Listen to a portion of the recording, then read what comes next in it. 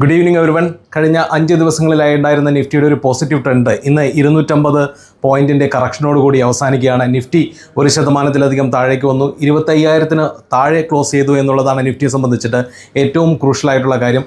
ഒപ്പം bank Nifty, fin Nifty ഇൻഡെക്സസുകളിലെല്ലാം തന്നെ കഴിഞ്ഞ ദിവസങ്ങളിൽ ഉണ്ടായിരുന്ന കറക്ഷൻ ഇന്നും വളരെ ശക്തമായി. ബാങ്ക് നിഫ്റ്റി ഏകദേശം 377 പോയിന്റിൻ്റെ കറക്ഷനും അതോടൊപ്പം തന്നെ ഫിൻ നിഫ്റ്റി 282 പോയിന്റിൻ്റെ കറക്ഷനും രേഖപ്പെടുത്തി.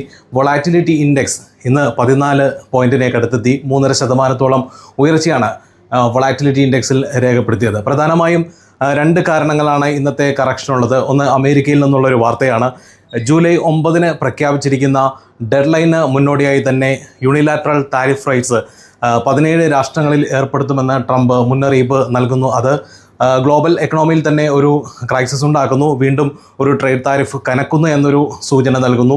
അതോടൊപ്പം തന്നെ മിഡിൽ ഈസ്റ്റിൽ നിന്നുള്ള വാർത്തയാണ്. ഒരു യുദ്ധത്തിൻ്റെ ഭീഷണി മുഴങ്ങുന്നു.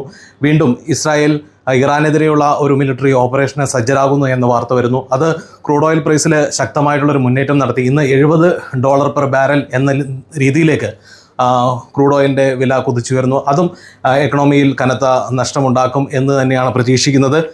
ഇന്ന് നിഫ്റ്റിയിൽ കാര്യമായ മുന്നേറ്റങ്ങളൊന്നും സ്റ്റോക്സിനെ രേഖപ്പെടുത്താൻ സാധിച്ചില്ല. എങ്കിൽ കൂടി Apollo Hospital, Asian Paint, Bajaj Finserv, doctor Reddy എന്നിവ അല്പമെങ്കിലും നേട്ടം രേഖപ്പെടുത്തി. അതേസമയം Tata Motors, Titan, Trent, Shriram Finance, Coal India എന്നിവ കനത്ത നഷ്ടമാണ് നിഫ്റ്റിയിൽ ഉണ്ടാക്കിയത്.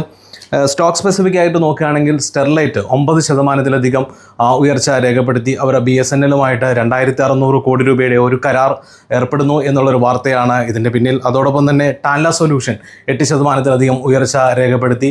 അവരുടെ ഒരു ബൈബാക്ക് ഓഫർ ഉടനെ പ്രഖ്യാപിക്കും എന്നൊരു വാർത്ത വരുന്നു. അഹമ്മദാബാദ് എയർ ക്രാഷിനെ തുടർന്ന് എയർലൈൻ ഓഹരികളിൽ കനത്ത നഷ്ടം നേരിട്ടു. ഇൻഡിഗോ, സ്പൈസ് ജെറ്റ് എന്നിവ തകർച്ചയിലാണ് ഇന്ന് അവസാനിച്ചത്. മാർക്കറ്റ് അവേഴ്സിന് ശേഷം വന്ന ഇൻഫ്ലേഷൻ ഡാറ്റ ഇന്ത്യയെ സംബന്ധിച്ചൊരു പോസിറ്റീവാണ്. ഇൻഫ്ലേഷൻ കുറയുന്നു എന്നൊരു സൂചന നൽകുന്നുണ്ട്. അത് അടുത്ത ദിവസങ്ങളിൽ നിഫ്റ്റിയിലൊരു പോസിറ്റീവ് ട്രിഗർ നൽകുമെന്ന് പ്രതീക്ഷിക്കാം.